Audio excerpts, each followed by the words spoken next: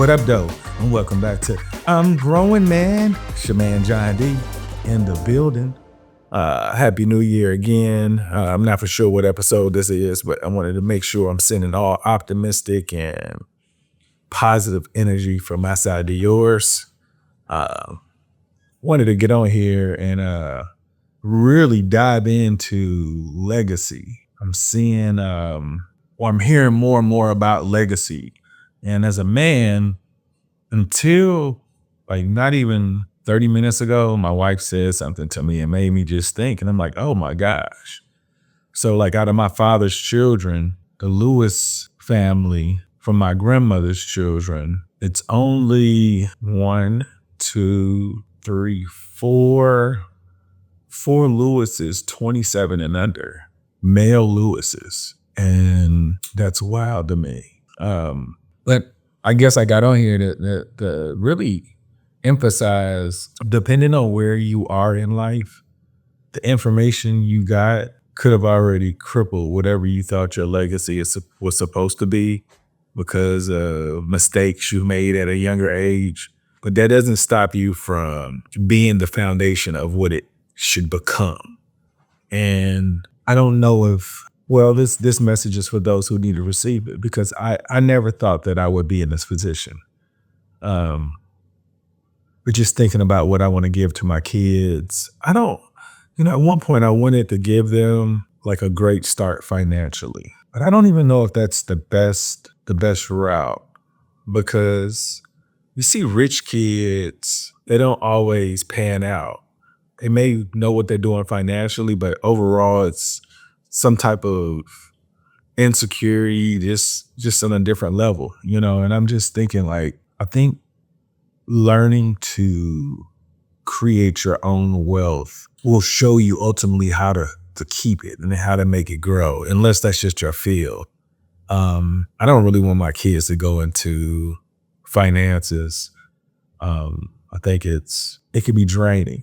And the people I know that play that game, that their mind don't turn off. It's even on vacation or relaxed time, it's go mode all the time, because every second is worth something. They may not be actively at something, but they're thinking about something that they could be doing to increase something. And I don't want my kids to go through that. I want them to really go into a field that they feel like they can enjoy working for, to get better in. And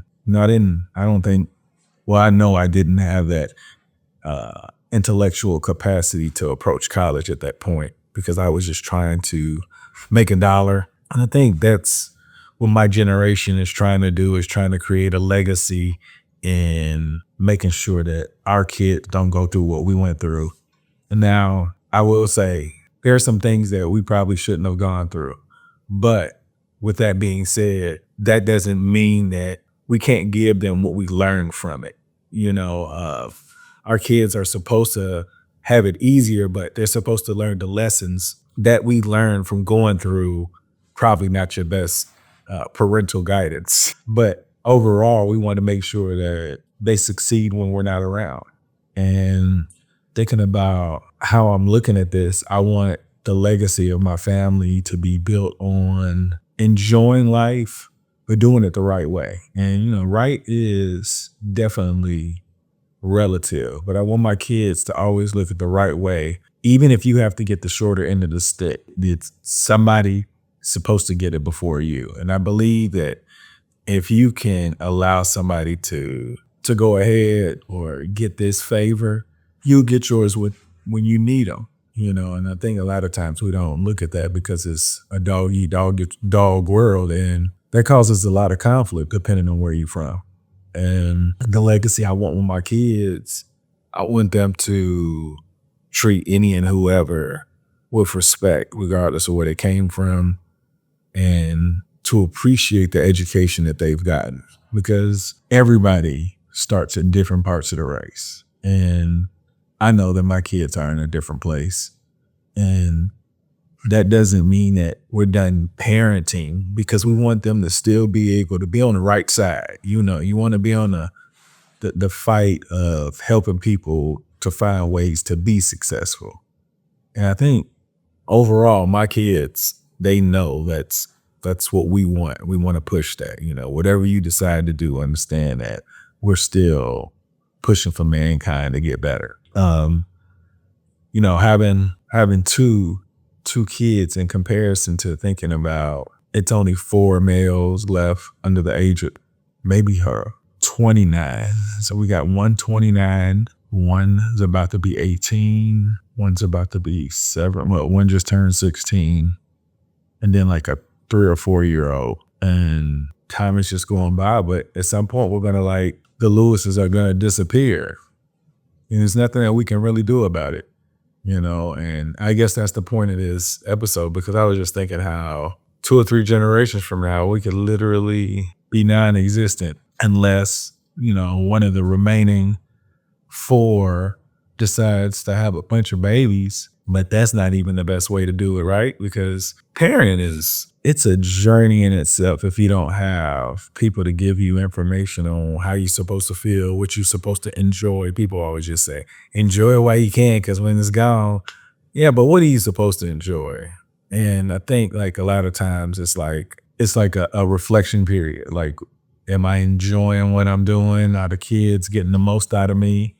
And thinking about where my father was in comparison to where I am and where my son will be when he has children. I'm just interested to see what it will look like. Because I don't believe my father would have imagined I would have gotten to this place in life, because I didn't even imagine this.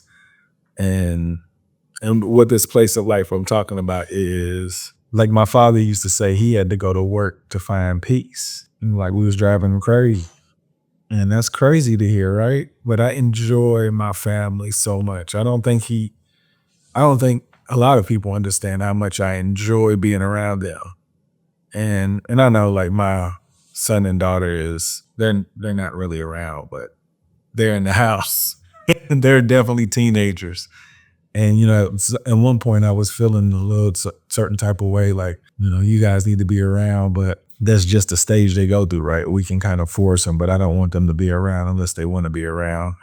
And in order for me to make them want to be around, I would have to pre-plan and try to figure out what I could do to make everybody enjoy the moments. But overall, they're turning into, their own personalities, and we're going to let them do that. So to watch this develop as a father who's looking for ways to improve, it's cool, but I would have loved some pointers in the beginning, hey, this is gonna happen, watch out for that.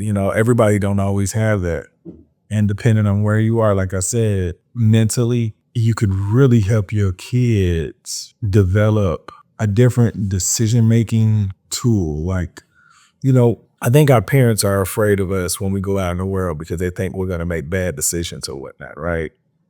They don't think that we're always thinking. And in hindsight, our kids are way smarter than who we were at that age. And that's in any situation. Your seed is going to be a better version. They could, be manipulated and have a poor life, but potentially they're supposed to be way better than their parents. So thinking about where you start out in life, once you take control of your own thoughts and how you utilize your time, you'll create a whole different trajectory for your family. And the reason why I know this, because the things that my wife and I talk about, I can't imagine my parents even getting together to do those things. Their relationship wasn't the best before, of course, they got a divorce, but my kids, they get to see what a healthy relationship looks like. Even when, we raise our voices, how we're supposed to deal with those situations. Out of all of us, I probably have the worst habits. And that's just because of my childhood. But I'm more aware of how I'm speaking, or I'm trying to be, because I don't want anybody to feel like I'm verbally bullying them.